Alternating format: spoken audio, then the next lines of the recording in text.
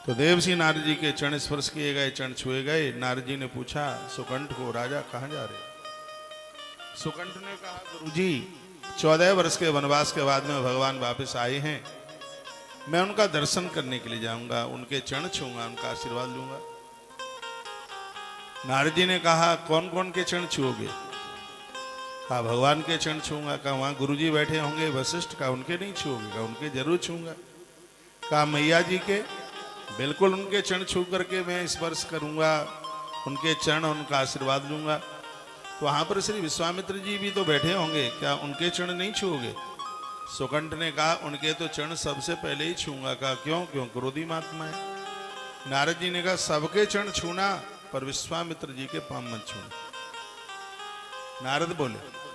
सुकंठ ने कहा ऐसा क्यों? देवसी नारद जी ने कहा बड़ों के आगे किंतु परंतु जैसे शब्द नहीं लगाते, बोल दिया उनके पांव न छूना। सुकंठ ने कहा ठीक है। सुकंठ प्रभु राम के दरबार में पहुंचे, भीड़ लगी थी, बहुत महात्मा बैठे हुए थे। सुकंठ ने सबको प्रणाम किया। उसी पंक्ति में जहां श्री विश्वामित्र जी बैठे हुए थे, राजा सुकंठ उन्हें पीठ दे करके यूं निकल गया।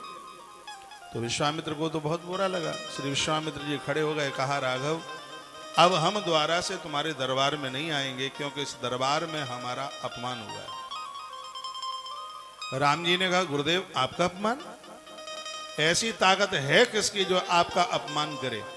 कहा राम मेरा बहुत बड़ा अपमान हुआ है और मुझसे बर्दाश्त नहीं हो रहा है।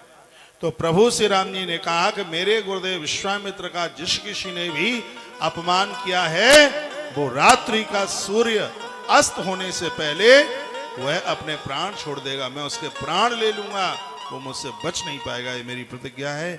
राम जी ने प्रतिज्ञा की।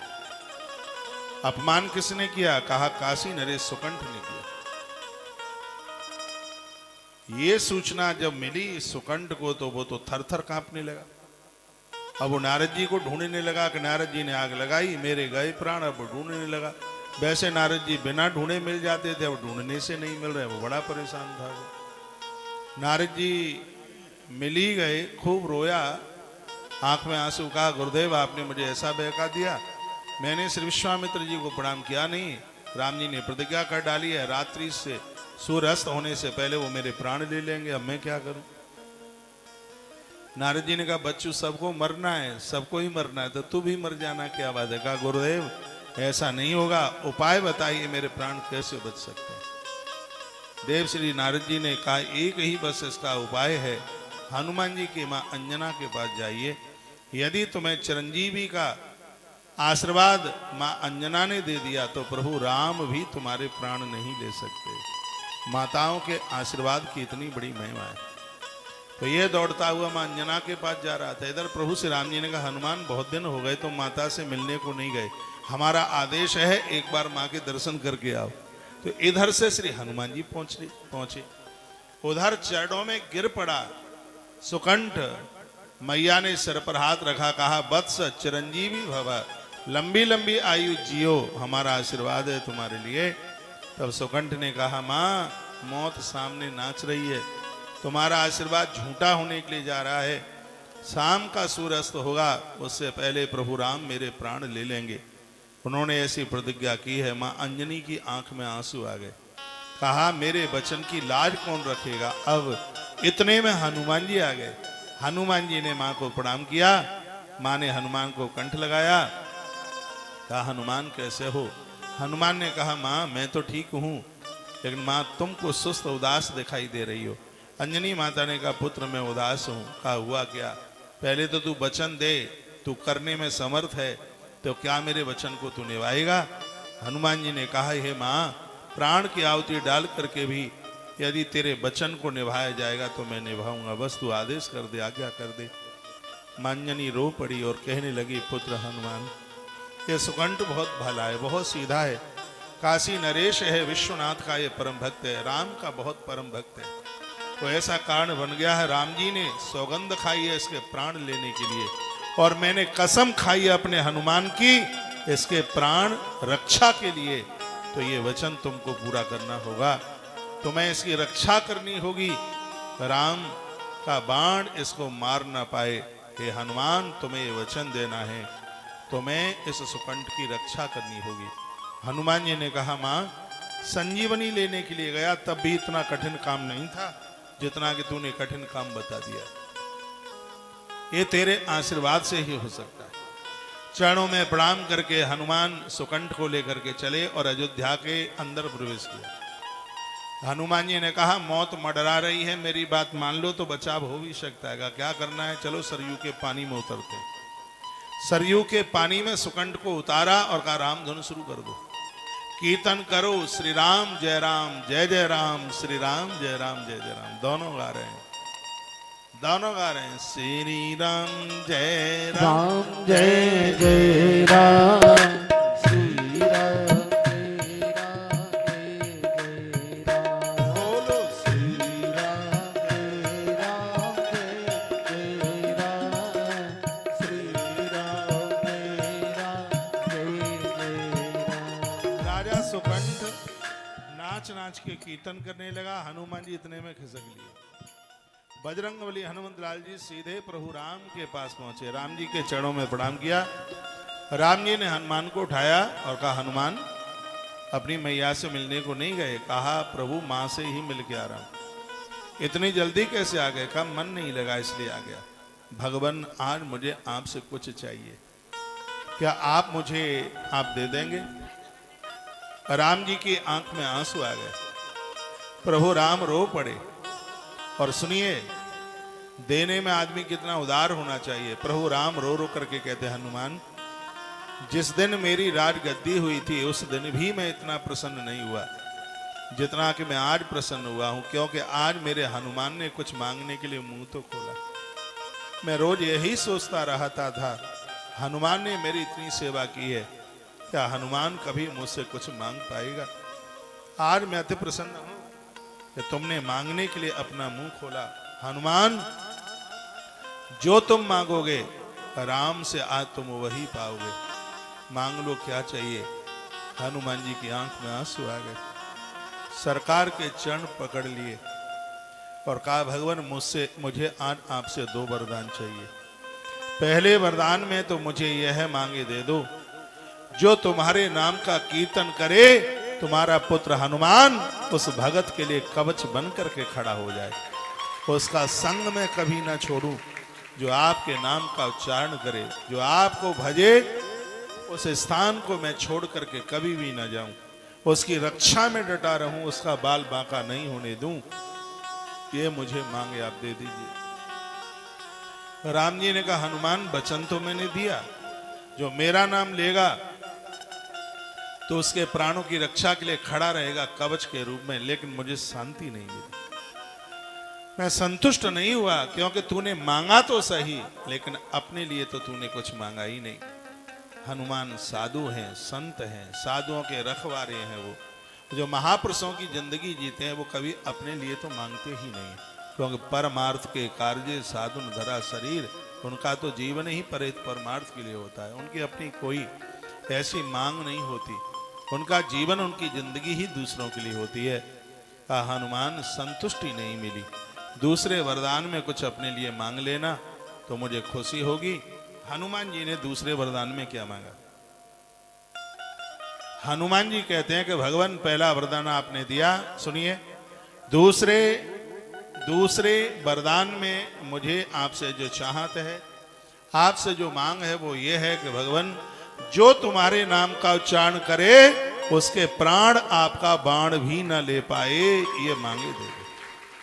आपका अमोघ बाण है, आपने बाण छोड़ दिया तो 3 लोक 14 भुवन में कोई बच नहीं सकता, ये सबको पता है।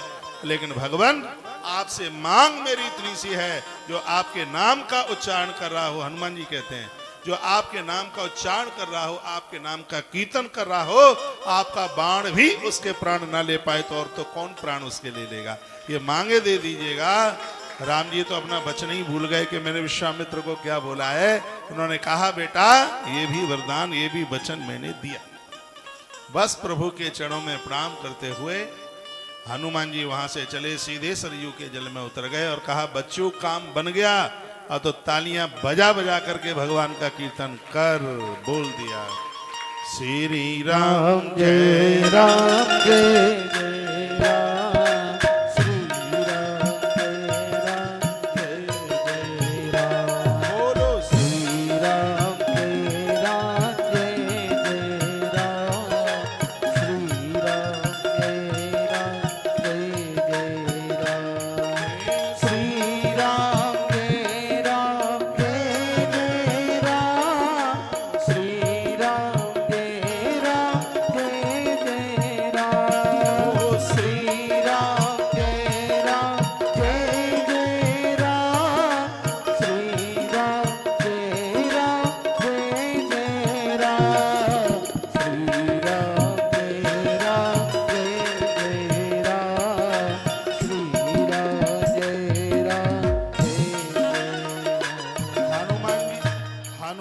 खड़ताल बजा रहे हैं और सुकंठ बड़ी जोर जोर से कीर्तन कर रहा है, पानी के अंदर ही नाच रहा है आनंद के साथ।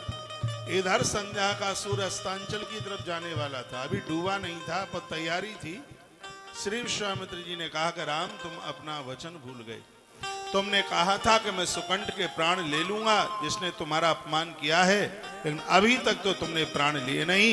उतने में ही प्रभु श्री राम जी को आवेश आया, उन्होंने तरकस का बाण निकाला, प्रत्यंचा खींची और बाण छोड़ दिया। बाण चला सुकंठ राजा की तरफ, लेकिन वो तो वचन दे चुके थे जो राम का नाम लेगा उसको मेरा बाण छू भी नहीं पाएगा। तो हुआ क्या कि वो बाण सुकंठ की और हनुमान की परिक्रमा करता हुआ प्रभु श्री राम जी के तरकस में ही आके घुस गया। राम जी को आश्चर्य हुआ और कहा कि ये हुआ तो क्या, ये क्या हुआ, मेरा बाण तो कभी खाली जाता नहीं, ये वापस कैसे आया।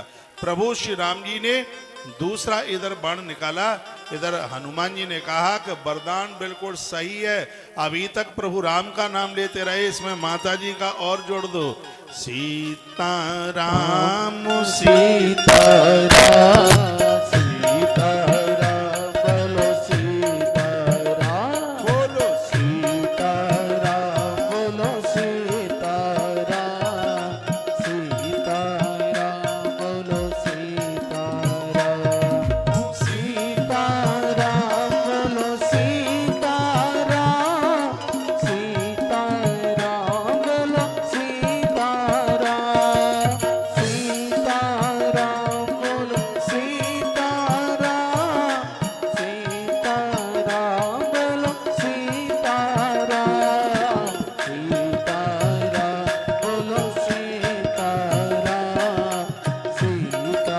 राम। प्रभु श्री राम जी ने फिर द्वारा से बाण निकाला, प्रत्यंचा के ऊपर चढ़ाया और बाण छोड़ दिया। और अब की बार ये बाण गया तो इतनी जोर से कीर्तन चल रहा था कि बाण सुकंठ को प्रणाम करके वापस लौटा और राम जी के तुड़ीर में वो आकर के समा गया। प्रभु राम विचार में पड़ गए, बात क्या है, इतना आवेश आया। प्रभु श्री राम जी ने तीसरा बाण निकाला और कहा, गुरुदेव का अपमान करने वाला 3 लोक 14 भुवन में कहीं भी छिप जाए, मुझसे बच नहीं सकता। इतना क्रोध प्रभु को आवेश, और तीसरा बाण प्रत्यंचा के ऊपर खींच करके छोड़ने को तैयार हुए और इतने में ही गुरुदेव वशिष्ठ आ गए सामने। वशिष्ठ जी ने कहा, प्रभु आपका अमोघ बाण है और ऐसा बाण जो निशाना चूकता नहीं है। 2 बाण वापस आए हैं तो इसका मतलब है कि इसमें कोई विशेष कारण है। लगता है कि सुकंठ को कोई बचाने वाला है, कोई उसके पास ऐसी शक्ति है कि जिसकी वजह से वो अपने जीवन को बचाए हुए। आपके बाण से वो मरा नहीं। भगवान अभी बाण छोड़ना मत, मैं अभी देख के आता हूं कि कारण है क्या। 3 लोग 14 भवन में कहीं तो वो मिलेगा, मैं देख के आता हूं, तब तक आप बाण मत छोड़ देना। गुरुदेव वशिष्ठ गए, जैसे ही अयोध्या से थोड़ा बाहर निकले तो सरयू के किनारे सरयू के जल में रामधुन बैठी थी, कीर्तन हो रहा था। हनुमान जी खड़ताल ले लेकर के बड़ी जोर से उछल उछल करके नाच रहे थे। सुकंठ खूब कीर्तन कर रहा था। इतने में गुरुदेव वशिष्ठ पहुंचे। वशिष्ठ ने कहा, ओह अच्छा अच्छा हनुमान, ये तरकीब तुम्हारी है, ये सब तुमने किया है। इतने में नारद जी वीणा लेके प्रकट हो गए। वशिष्ठ ने कहा, सुनो, ये तरकीब हनुमान की नहीं है, तरकीब नारद की है, ये सब मैंने किया है। वशिष्ठ ने कहा, तुमने क्यों किया? नारद ने कहा कि राम के बारे में दुनिया जानती है, लेकिन राम के नाम के बारे में लोगों को इतना पता नहीं है। जो राम का नाम लेगा उसके तो प्राण प्रभु राम भी नहीं ले सकते। प्रभु राम के नाम का इतना बड़ा प्रभाव है, उसके लिए मैंने इन दोनों को माध्यम बनाया। मैं राम के नाम का प्रचार करने के लिए उतरा हूं। इधर हनुमान जी ने कहा कि ये दोनों के दोनों आपस में बात कर रहे हैं, तब तक अपन यहां से चलते हैं। तो हनुमान जी ने संग में लिया सुकंठ को और सीधे राम जी की सभा में पहुंचे और सुकंठ को कहा, हनुमान जी ने कहा, देखो गलती तो तुमसे बहुत बड़ी हुई है, क्षमा करने लायक नहीं है, गलती इतनी बड़ी है, लेकिन बाबा तो हमेशा भोले होते हैं, सीधे होते हैं, इनको थोड़ी देर का क्रोध नहीं आता है। विश्वामित्र जी के पांव पकड़ लो, चरण पकड़ लो, ये हाल ही क्षमा कर देंगे। इतना कहा तो सुकंठ जी विश्वामित्र जी के चरणों में गिर पड़े, रो पड़े, कहने लगे हे गुरुदेव मुझसे बहुत बड़ी गलती हुई है, मैंने आपका अपमान कर दिया, मैं तो आपका बच्चा हूं, मैं तुम्हारी शरण में पड़ा हूं, चाहे मार दो चाहे छोड़ दो, आप जानो। विश्वामित्र जी की आंख में आंसू टपक करके सुकंठ की पीठ के ऊपर आकर के गिरे। श्री विश्वामित्र जी ने कहा प्रभु राम तुम्हें मेरी सौगंध है, सुकंठ बहुत अच्छा आदमी है, मारना नहीं, अपना बाण उतार दो। तो चढ़ा हुआ बाण उतार दिया। इतने बुद्धिमान श्री हनुमान जी। एक चौपाई बोलिए मेरे साथ, आनंद होगा। कल भी मैंने बुलवाई है और मैं रोज बोलता हूं, ये मानस की चौपाई है। जय हनुमान ज्ञान गुण सागर जय हनुमान ज्ञान गुण सागर जय कपीश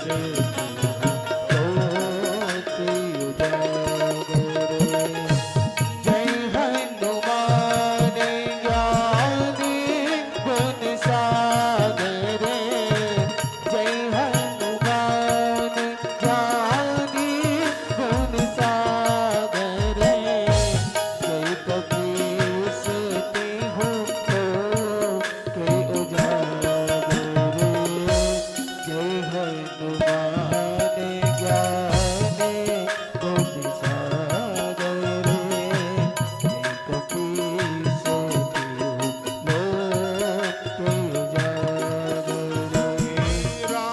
रामचरित सुनिबे परसिया रामचरित सुनिबे परसिया राम लखन सीता मन बसिया रामचरित सुनिबे परसिया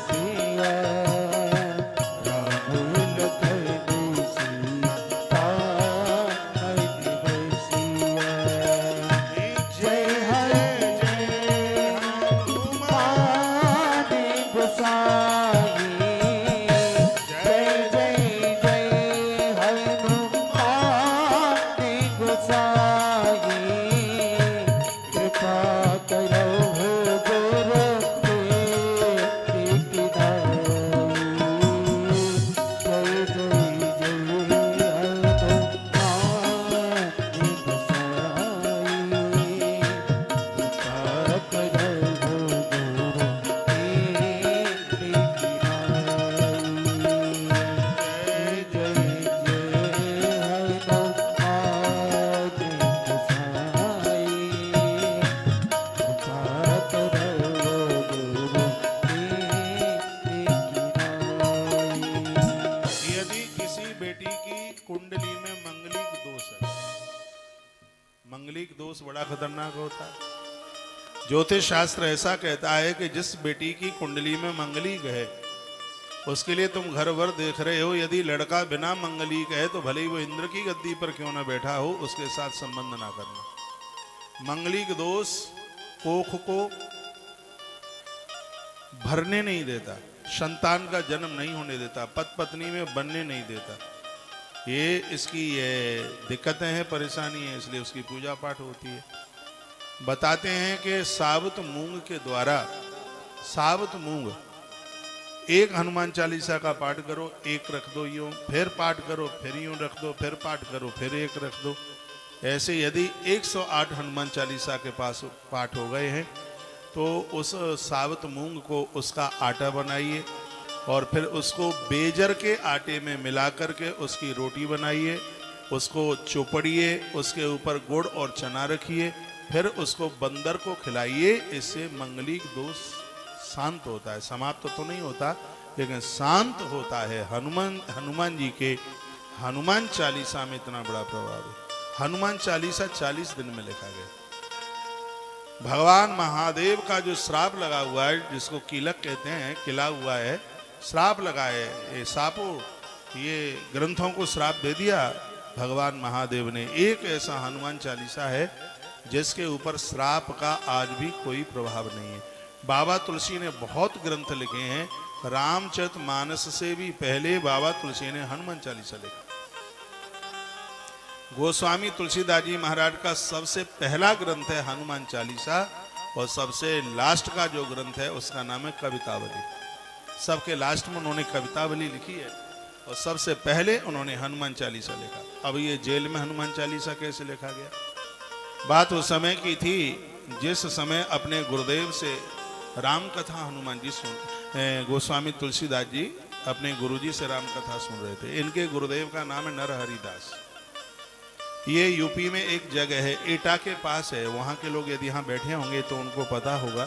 एटा से 10-12 किलोमीटर आगे एक जगह है कासगंज। उसे सूकर क्षेत्र बोलते हैं। नरहरिदास जी महाराज जी का आश्रम यहीं था, उसको सूकर क्षेत्र के नाम से जाना जाता है। अपने गुरुदेव के मुख से यहीं पर वो राम कथा सुन रहे थे गोस्वामी जी। कथा सुनने के बाद वो भ्रमण के लिए निकले। वहां से चले वो आगरा वाली सड़क पर।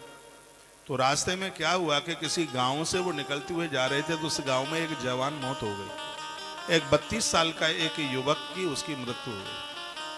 150 आदमी उसके मृत शरीर के आसपास बैठे हुए बड़ी जोर से रो रहे थे। जिसकी मृत्यु हुई थी उसकी पत्नी ने महात्मा तुलसी को जाते हुए देखा।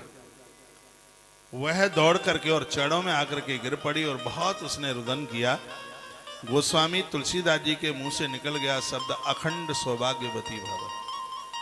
बेटी तेरी मांग का सिंदूर शाश्वत रहे, हमारा आशीर्वाद है।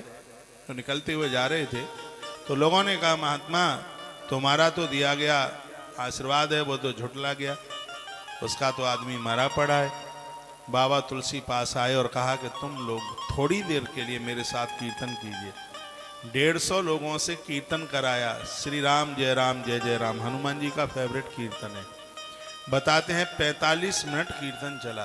45 मिनट के तत्पश्चात मरे मुर्दे में चेतना आ गई, मरा हुआ मुर्दा खड़ा हो गया। गोस्वामी जी के मुख से एक जयकारा निकला, सियावर रामचंद्र की जय। ये सबसे पहला ये जयकारा है वो बाबा तुलसी के मुख से उसी समय निकला, सियावर रामचंद्र की जय। मुर्दा जिंदा हो गया, मरा हुआ व्यक्ति जिंदा हो गया। पूरे देश में ये बात हवा की तरह फैल गई तो बाबा तुलसी के द्वारा एक मृत व्यक्ति जिंदा हो गया। बहुत बड़ा प्रचार हुआ उस समय में, और बात तो बहुत बड़ी थी, वो साधारण बात नहीं थी। उस समय अकबर का शासन था।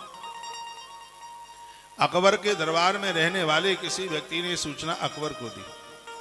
कहा, हिंदुओं में एक ऐसा महात्मा है, भगवान राम का इतना बड़ा भगत है कि जिसने एक मरे मुर्दे को जिंदा कर दिया। फतेहपुर सीकरी में उसकी गद्दी लगती थी उसकी। तो उसने गोस्वामी जी को बुलाया, बाबा तुलसी को सूचना उसने भिजवाई कि ऐसे ऐसे बादशाह ने याद किया है। गोस्वामी तुलसीदास जी ने कहा कि हम तो अनुष्ठान में बैठे हैं, क्योंकि बाबा तुलसी कोई सरकारी महात्मा तो था नहीं, हाँ चापलूस तो करने वाला वो था नहीं। उसने कहा मैं आ नहीं पाऊंगा, मैं इस समय भगवान के किसी विशेष कार्य में हूँ। तो अकबर को बहुत बुरा लगा और अकबर ने अपने अनुयायियों को भेजा, जबरदस्ती से तुलसीदास जी को उठवा कर और फतेहपुर सीकरी की जेल में ले जाकर के बंद कर दिया। निर्दोष, कोई भी उनकी कोई गलती नहीं थी, बस ये था कि उसके हुक्म को नहीं माना, उनको जेल खाने में बंद कर दिया। अब तुलसी ने सोचा कि जेल में तो हम लगी गए हैं, करें क्या। तो पहले दिन में उन्होंने एक चौपाई लिखी, दूसरे दिन में दूसरी चौपाई लिखी, 40वें दिन में उन्होंने लास्ट की चौपाई लिखी। लास्ट की चौपाई क्या थी? जो ये पढ़े हनुमान चालीसा, जो ये पढ़े हनुमान चालीसा, होए सुख साखी गौरीसा। जो यह पढ़े हनुमान चालीसा, जो यह पढ़े हनुमान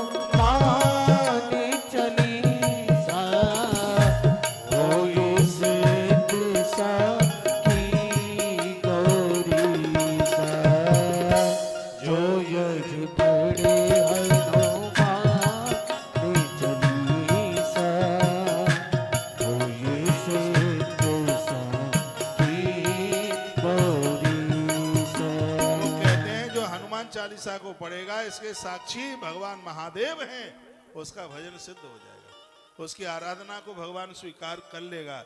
उन्होंने 40वीं चौपाई जैसे ही लिखी, उसी समय बादशाह अकबर के भवन के किले के आसपास अनगिनत हजारों बंदर ही बंदर, ये ना पता लगे कि बंदर है कितने। राजा भयभीत होकर के कांपने लगा, डरने लगा कि ये हुआ कैसे, क्या हुआ। तब किसी ने कहा कि हिंदुओं के महात्मा का तुमने अपराध किया है, ये बंदर नहीं, ये सवरे हनुमान जी के रूप हैं, ये तुम्हें जिंदा छोड़ेंगे नहीं। अकबर घुटुअन पड़ गया और हाथ जोड़ करके कहने लगा कि यदि तुम हनुमान हो तो बस मुझे इतना सा रास्ता दे दो कि मैं माफी मांगने के लिए महात्मा के चरण तक मैं पहुंच सकूं। बंदर दोनों तरफ से रास्ता देकर इधर उधर हो गए। अकबर जेल में पहुंचा, गोस्वामी जी के चरणों में लंबा होकर के लेट गया और खूब रोया, कहने लगा मुझसे गलती हो गई है, मुझे क्षमा कर दो। बाबा तुलसी ने कहा कि आज ही फतेहपुर सीकरी छोड़ करके चला जा, नहीं तो तेरे माथे के टुकड़े टुकड़े हो जाएंगे, और जब तक जिंदा रहे तब तक लौट करके यहाँ दोबारा आना मत। वहीं से अकबर ने दिल्ली को अपनी गद्दी बनाया, जब तक जिंदा रहा वो फतेहपुर सीकरी लौट करके नहीं गया।